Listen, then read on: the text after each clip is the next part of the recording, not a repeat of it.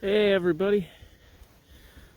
So I'm out, I'm doing a little TSI, but the main reason I'm cutting today is for food. And I know I'm a broken record, I say that all the time, but we we had a historic drought this summer, and now we're going into what looks like it's going to be a pretty historic winter as far as cold temps and snowfall. I mean, I'm literally going to cut with my small snowshoes on today just to try to stay above the deep snow. But you can see the trees that are here are just junk. They're crooked, they don't have any value, and they do have value though cutting them down, because it's getting to be late February now. It would be a terrible idea to come in and start feeding the deer right now. You introduce corn, you introduce alfalfa this time of year, you're going to make the deer sick. Deer are going to die. It's not a good idea. So you want to give them what they're already living off of. And on our property, it's pretty much down to the woody browse right now. And they're still here. I mean, you can see standing on a deer trail. We just had snow yesterday, so the deer were in here last night.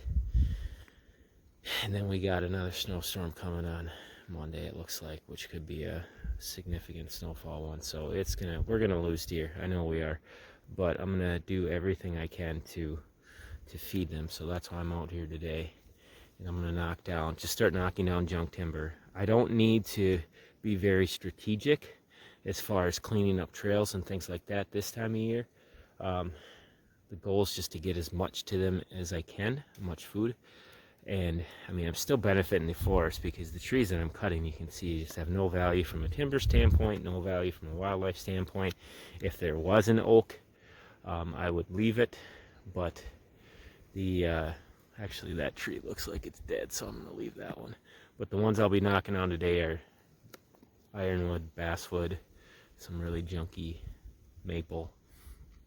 So yeah, I'm gonna get those trees down and feed the deer, because it's we're kind of getting to dire straits here. March is by far the most stressful month. If we have deep snow going into March and these unseasonably cold temps, I mean, last week we were still well below zero, continue, we will definitely lose some deer. So I'm gonna do everything I can to give them what they need right now. All right, I'll check back in when I'm done.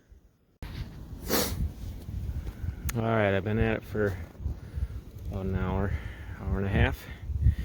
I will say, don't cut in snowshoes. I walked up to the first tree, and I thought it would help make me more sturdy when I was cutting, but I could tell even before I fired up the saw that it wasn't going to be a good idea. So I took them off, and actually there's some pretty good deer trails in here, so I've been able to stay up on top for the most part.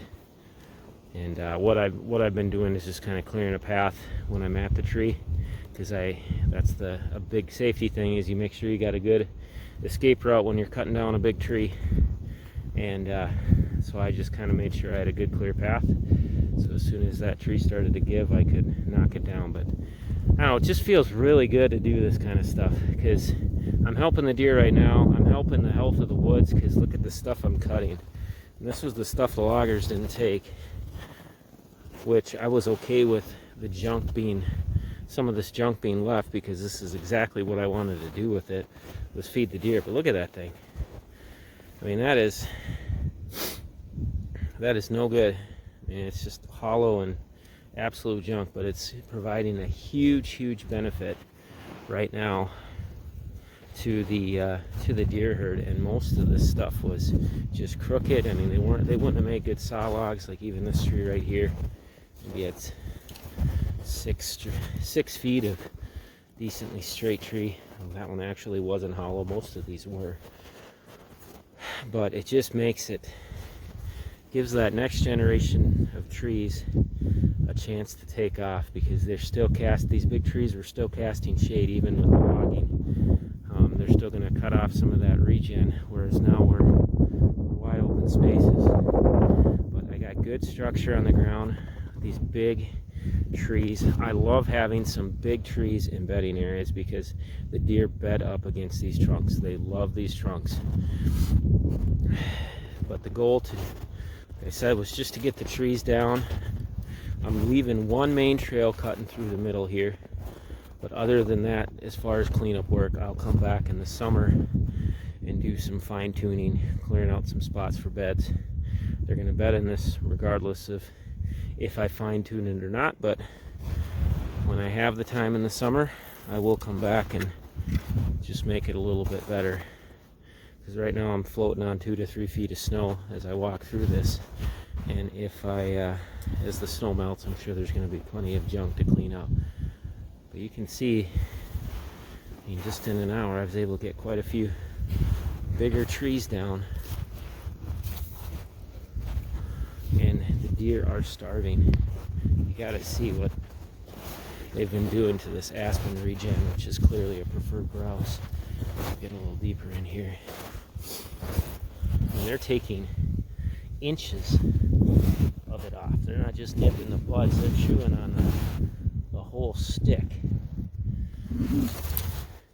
This is why it's tough to grow trees up here, because they're starving. They need this food right now. We got this deep snow like this. They need these buds, these stems to browse on, and they're resetting it. It works just like a firewood. And they're coming through and all this stuff, and it's right down to where the snow starts. Look at that. I mean, that thing's thicker than it's as thick as a pen, maybe even a little thicker, and they chewed it off. So they're starving. They need this food. So that's what I'm out here giving them today.